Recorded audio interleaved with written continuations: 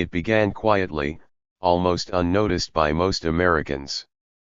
The world beyond their borders was already burning. Hitler's armies had marched into Poland, the skies over Europe thundered with bombers, and distant radio voices spoke of chaos and invasion.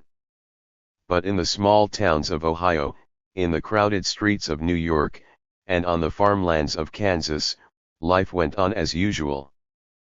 People read the headlines, shook their heads, and turned the page. The wounds of the First World War still ached in memory, and the Great Depression had barely loosened its grip. America, weary of blood and broken dreams, wanted peace above all else. In those years, the word war felt like something foreign, something that happened somewhere else. The government's policy reflected this sentiment. Congress had passed a series of neutrality acts, designed to keep the nation out of foreign conflicts. President Franklin D. Roosevelt knew the world was changing, but the American heartland had no appetite for another European war. Isolationism wasn't just a policy, it was a promise to stay safe behind oceans and faith in distance. Mothers remembered their sons who never came home from the trenches in 1918. Fathers, still struggling to find steady work after the Depression, wanted stability, not sacrifice. Yet, far away across the Atlantic and the Pacific, dark clouds were gathering. Germany's rise under Adolf Hitler was no longer a distant European matter. His speeches echoed across the world, promising dominance and revenge. Japan, ambitious and restless, looked toward Asia and the Pacific with hungry eyes. In Italy, Mussolini's fascist banners fluttered over parades and invasions. The axis of aggression was forming, and Roosevelt saw the storm before most others did. Even as Americans bought new radios and flocked to movie theaters to escape reality, Roosevelt began preparing silently. Factories were asked to prepare for the possibility of rearmament. Ships were built quietly in shipyards, though officially they were for defense. The president, with his cigarette holder and calm confidence, addressed the nation through his famous fireside chats, reminding citizens that democracy must be defended even if danger felt far away. But many Americans didn't agree. No more foreign wars, they said. Let Europe handle its own troubles. The scars of the past ran deep, and the fear of losing another generation was stronger than any distant ideal. In 1939, when the war officially began in Europe, America stood apart watching, listening, calculating. The fall of France in 1940 sent shockwaves across the world. Britain now stood alone against Nazi power. Roosevelt faced a divided nation, one half urging aid to Britain, the other shouting for neutrality. Slowly, cautiously, he began to shift gears. The Lend-Lease Act of 1941 allowed the United States to supply Britain and other allies with weapons, food, and materials not as charity, but as a loan. It was a clever political move, a way to help without fighting. Factories that had once built cars now began to produce airplanes and tanks. America's sleeping industrial giants stirred. Still, life at home seemed normal. Baseball games filled the summer air, swing music ruled the radio, and Hollywood kept the spirits high with dreams of glamour. But beneath the surface, anxiety was rising. Newsreels before movies showed cities being bombed in Europe. Families whispered about what if it comes here. Some began to enlist voluntarily, others joined the newly formed civil defense groups. Roosevelt, elected for an unprecedented third term in 1940, reassured the nation that he would keep them safe, but even he knew that the Atlantic and Pacific were not strong enough walls anymore. And then came December 7, 1941. A quiet Sunday morning in Hawaii turned into fire and thunder. Japanese planes swooped over Pearl Harbor, dropping bombs that tore through battleships and barracks. In a few hours, over 2,400 Americans were dead. The smoke that rose from the harbor wasn't just from burning ships, it was the end of America's distance from the war. That day, President Roosevelt's calm voice trembled with fury as he called it a date which will live in infamy. The next morning, the United States declared war on Japan, and within days, Germany and Italy declared war on America. For ordinary Americans, the change was instant. Radios that had once played dance music now delivered war bulletins. Posters appeared overnight urging citizens to do your part. Young men lined up outside recruitment offices, unsure of where they might be sent but certain that they must go. Mothers held back tears as they watched their sons march away in uniforms. Life, once ordinary and predictable, was transformed in a heartbeat. Factories that had been half idle since the Depression now roared to life 24 hours a day. Towns that had known only small businesses became industrial centers overnight. Women stepped forward to fill the empty spaces men left behind. The nation was suddenly awake, alert, united, fueled by anger and purpose. But in that first moment after Pearl Harbor, before the unity and industry and sacrifice, there was shock, deep, shaking disbelief. Newspapers sold out in minutes. People gathered around radios in silence, listening to reports from Hawaii. Rumors flew of invasion, of sabotage, of spies. Japanese American communities across the West Coast faced suspicion and fear. The war had come home, and it came with confusion as much as courage. For a generation that had grown up in hardship, this new crisis felt both terrifying and inevitable. The Depression had taught them endurance, now they would need strength. Fathers who once struggled to find work now found themselves needed again, building planes, tanks, and ships. Teenagers dreamed not of college or careers, but of uniforms and medals. Women who had been confined to homes or small jobs began to imagine something larger, a role in rebuilding and defending the country they loved. In that winter of 1941, America stood at the edge of transformation. The war had shattered its illusion of safety, but it had also ignited something powerful: unity. The same citizens who once turned the page on European headlines were now ready to write their own. Across small towns and cities, people hung flags in their windows, joined drives for scrap metal, and vowed to fight for freedom everywhere. The storm that America had tried so hard to avoid had arrived, fierce and unforgiving. Yet, beneath the fear and grief, there was resolve. The nation was no longer watching history, it was becoming it. The factories, the soldiers, the mothers, the children, all would play their part in what would soon be called the greatest conflict in human history.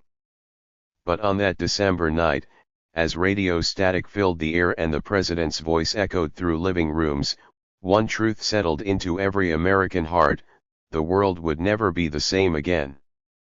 The Arsenal of Democracy, 1942 to 1943. When the echoes of Pearl Harbor faded, they were replaced by the deep hum of factories, the clanging of steel, and the rhythmic march of determination. Across the vast expanse of America, the sound of war had arrived not only on the front lines but in every city, street, and rural field. The country that had once stood hesitant was now moving with relentless energy. Within months, America had begun to transform into something entirely new, an industrial and human machine driven by unity, fear, and an unshakable belief in victory. The phrase "arsenal of democracy" became the nation's heartbeat.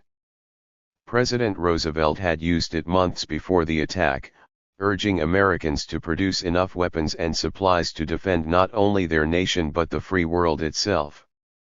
Now those words were no longer a speech, they were a command. Car factories in Detroit stopped making shiny convertibles and started building tanks and jeeps. Aircraft plants rose out of empty farmland. The Ford Motor Company, once known for the Model T, now rolled out bomber planes on assembly lines designed for speed, not style. The hands that once polished chrome were now tightening bolts on engines of war. It was as if the country's veins were suddenly filled with electricity.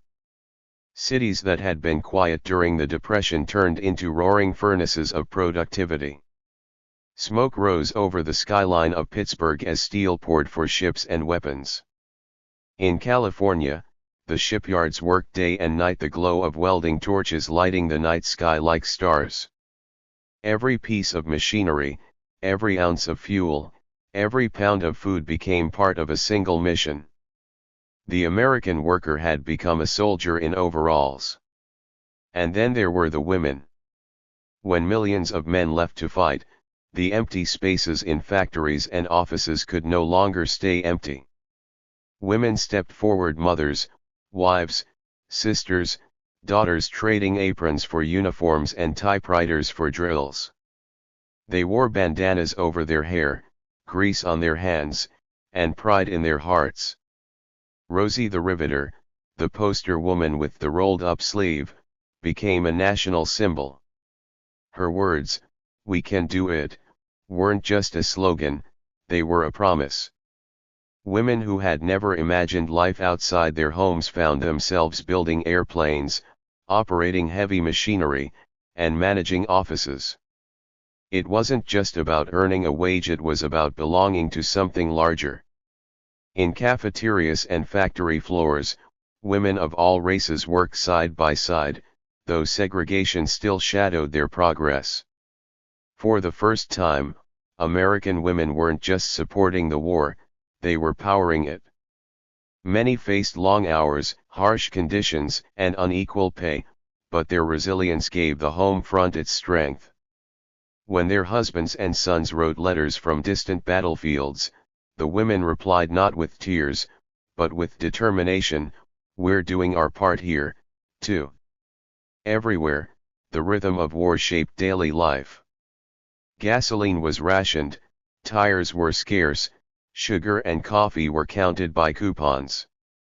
Yet people accepted these restrictions almost proudly. Families planted victory gardens in their backyards, growing vegetables so that more food could go to soldiers.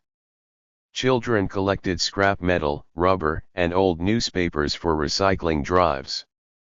Neighbors organized blackouts, practiced air raid drills, and learned to live by the dim glow of ration lamps. Even entertainment became patriotic. Movie theaters showed newsreels of the front before every film, and radio programs blended music with messages of courage. The propaganda machine worked around the clock. Posters covered walls, urging thrift, silence, and loyalty. Loose lips sink ships, save fuel for the fight, buy war bonds. The Office of War Information crafted stories that made every American feel like part of the struggle. Newspapers carried images of smiling soldiers and heroic workers. The government knew that morale was as important as bullets, and it succeeded. Patriotism was no longer abstract, it was a daily ritual, measured in effort and sacrifice. But not every story was one of unity. In the shadows of progress lay injustice. After Pearl Harbor, fear and suspicion had turned toward Japanese Americans living on the West Coast. Families who had lived in America for generations were suddenly branded as potential spies. Executive Order 9066 forced over 100,000 people, men, women, and children, to leave their homes and live in internment camps behind barbed wire. They sold their businesses for pennies, left behind farms, schools, and friends. In the cold barracks of those camps, guarded by soldiers, they waited and wondered what freedom truly meant. The government called it military necessity, but history would later call it shame. Still, the American spirit refused to fracture completely. Despite hardship, most citizens clung to hope. They wrote letters to soldiers, sent care packages, and listened to radio broadcasts from overseas. For many families, the war wasn't just on the front lines, it was in their kitchens, in their empty chairs, in every quiet prayer before bed. Mothers hung blue stars in their windows for each son serving in uniform. A gold star meant he would never come home. Meanwhile, Roosevelt's government mobilized the nation like never before. The War Production Board directed industries, deciding what would be built and where. The Selective Service System drafted millions into the military. Taxes rose, but few complained. People knew the money was fueling victory. Celebrities joined bond drives, and every citizen was reminded that even a few dollars could help a soldier survive another day. By late 1943, the transformation was astonishing. America was producing more planes, ships, and weapons than all the Axis powers combined. The nation's industrial might had become the backbone of the Allied effort. Roosevelt's words had come true. The United States was not just fighting a war, it was building one. Behind every bullet fired on a distant battlefield, behind every tank rolling through Europe, there were the unseen hands of millions of Americans back home. Yet even amid the triumph, the cost was visible. Accidents in factories claimed lives. Long hours broke bodies. Families grew apart under the pressure of endless work and worry. The letters from the front carried both pride and pain. "Keep the home fires burning," soldiers wrote. "We're counting on you." And so the people worked harder, longer, refusing to let fear dull their resolve. As 1943 turned toward 1944, the horizon began to shift. The first whispers of Allied victories arrived. North Africa reclaimed, Italy invaded, Europe preparing for liberation. In every factory whistle and every newspaper headline, Americans could feel it, they were turning the tide. But they also knew the worst was yet to come. Somewhere across the sea, millions of their sons would face battles that no machine could win alone. Back home, the arsenal of democracy had done its job. The country that once doubted its strength had proven its power. But more than the tanks or planes, it was the people, the workers, the women, the families who had become the true arsenal. They had forged not only weapons, but courage. They had learned to endure blackouts, loss, and fear, and still keep moving forward. America was no longer the hesitant observer it had been just 2 years before. It was a nation transformed, united by effort, tested by sacrifice, and steeled for victory. The factories still roared, the posters still urged, and the stars in the windows still gleamed. The war was far from over, but the soul of America had already changed forever.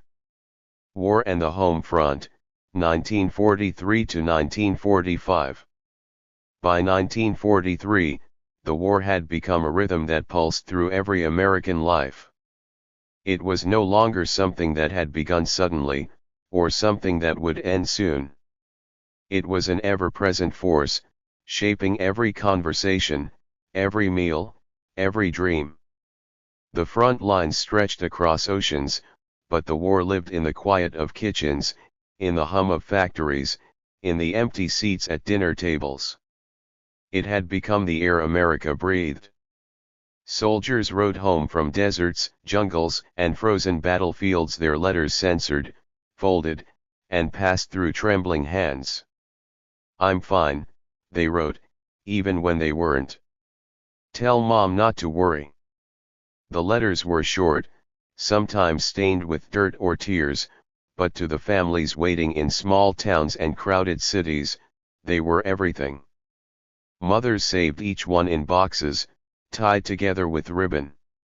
Children would listen as their father's words were read aloud in trembling voices, imagining the distant lands described, Italy's ruined villages, France's muddy roads, islands where palm trees burned instead of swayed. At home, people tried to hold on to normalcy, but normal had changed. The sound of train whistles carried soldiers away each morning.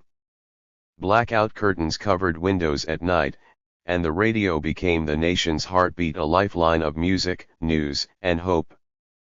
Popular songs like Don't Sit Under the Apple Tree and I'll Be Seeing You filled living rooms with bittersweet warmth.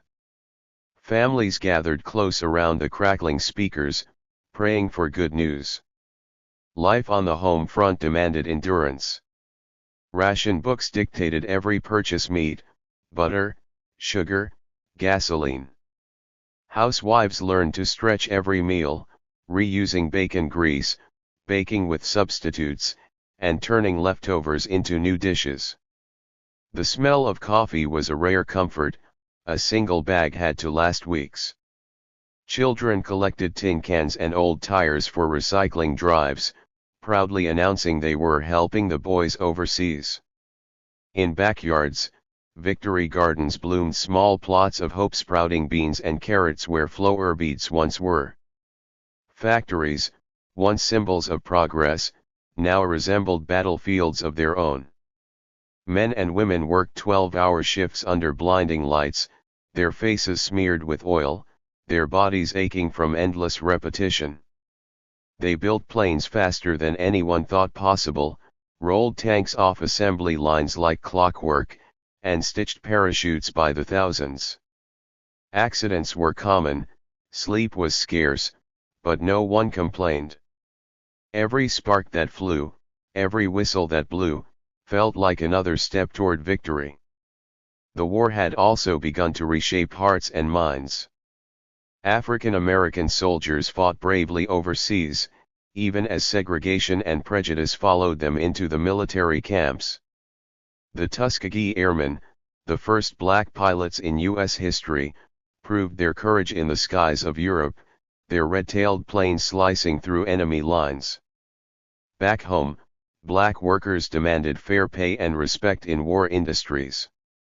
Leaders like A. Philip Randolph pushed the government to address racial inequality, forcing Roosevelt to sign an order banning discrimination in defense jobs. For many, this war wasn't only against fascism abroad, it was a battle for justice at home. Women, too, began to feel the weight and promise of change. Those who had stepped into factories during the early war years now carried full responsibility as workers, mothers, and citizens. They led blood drives, joined the Red Cross, volunteered at hospitals, and organized fundraisers. Some joined the Women's Army Corps or the Navy's Waves, taking on communications, mechanics, and medical roles once reserved for men. The war had given them purpose, but also a question: when peace returned, would they be asked to return to their kitchens? Even in moments of exhaustion, humor found its way through. Soldiers sent jokes on postcards, radio comedians made people laugh through blackouts. Hollywood became a weapon of morale. Films like Casablanca and Mrs. Miniver told stories of courage, sacrifice, and love surviving